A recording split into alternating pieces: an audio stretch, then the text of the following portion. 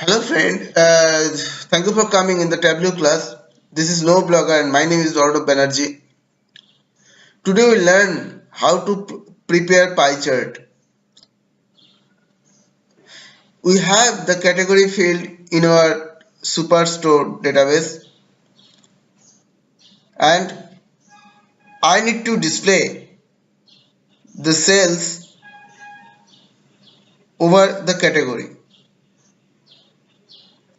So it's a single measure pie chart. What you need to do, you need to select the marks as pie first. Then go to the measure section, select the cells and drag it to the angle. Go to the dimension section, select the category, drag it to the color.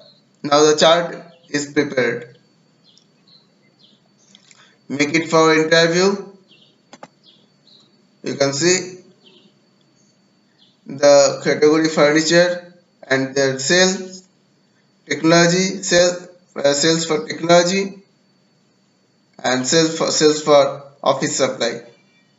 So this is how we can create pie chart for a single measure.